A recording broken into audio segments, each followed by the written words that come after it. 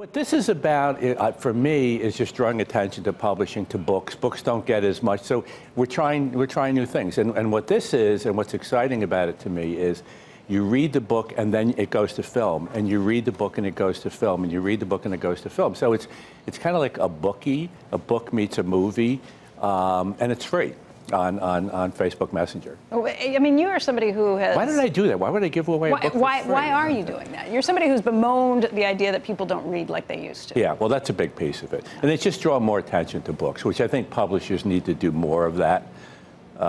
So we're, that's what we're going to do. And it's a good story. And as I say, you've never seen anything like it. It's just so different. If you're giving it away for free, how do you judge its success?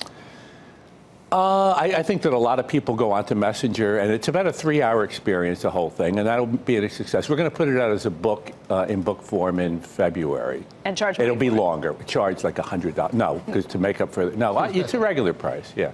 When you say it goes to a movie, so what's the actual interactive? Literally, you're reading text, right, and then all of a sudden you see film of what you were reading about. Okay. No, it just you have to push the and then it'll come back, and then it might go to photography the next thing, and then it might go to newspaper headlines, and so it's just different. I mean, you'll see it sometimes with a news story, like in the New York Times, and you'll read, and then they'll put a piece of film up there. But this just goes on for like 3 hours, and you can watch it on your phone, obviously, or on your computer. Look, you try a lot of different things, but what brought this about? How did you think, okay, this is... I love that idea of combining film and photography and books. And text. And we went to Facebook, and they said, yeah, we're in.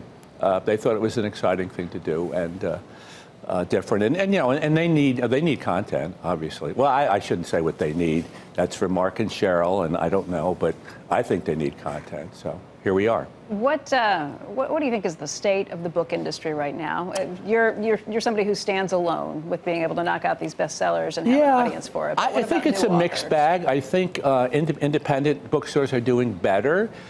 Well, look, I mean, the whole retail business, it's in flux, obviously, because so much is done online. So hopefully Barnes & Noble will, rebound, which I think they will. We miss Borders.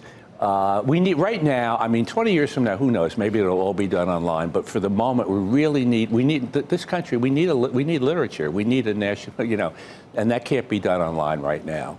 So right now we need publishers, we need good publishers, we need publishers that are willing to experiment and do things that are unusual. So I would have to join Facebook to read your book. You have to go on the Messenger. Email it to Outlook for me or something. You have to go in the Messenger app, and it's pretty simple. You go on there, you search for. I'd have to join Facebook. What if I'm morally opposed to Facebook? Well, then you're not going to. You have to buy the book. But then I can't watch the book while I'm reading it. That's true. Yeah. So you have no answer for me? You're discriminating. You're out of luck. Yeah, I'm just SOL. There's a billion. Could I go on Messenger. someone else's Facebook? I could go on my wife's Facebook? Sure. Okay. Oh, well, it depends on your relationship, but yeah, probably. What, she'd have to give me her password or something? Yeah, she might have to tell you some things that she doesn't. Yeah, want. And she might not like your attitude. Yeah, right. As you don't. Okay. I do like your attitude. Okay. Rebel. You've been pretty outspoken about Amazon and how you think its impact on the book selling industry has. Well, especially the way they were. I mean, I think they've lightened up, which I think is great. They're in a position to do a lot of good, and initially the sort of back and forth between them and publishers I didn't think was healthy.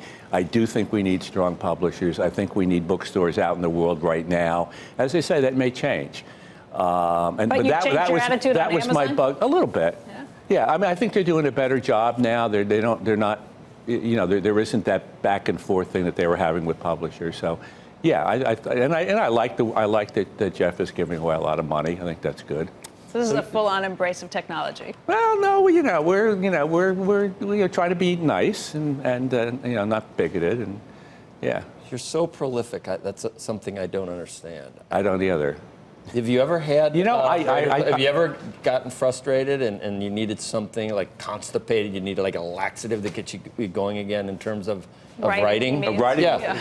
I mean, has it ever happened? All work and no because play I- makes. No, because I have writing diarrhea. You do. So I don't need. I know you do. But others Not to have- go too far others into are this totally metaphor, but yeah. I mean, yeah. you've never had writer's block like The Shine. No, and I think partly because I do a lot of projects. So if I'm stuck, I just go on to Amazing. the next project. Amazing. And even when I'm writing a draft, if a chapter isn't coming, I just go TBD, and because I'll always do 3 or 4 drafts. James, So, thank you so amazing. much. Thank you. James Patterson, his latest book is called The Chef. Facebook Messenger, yay.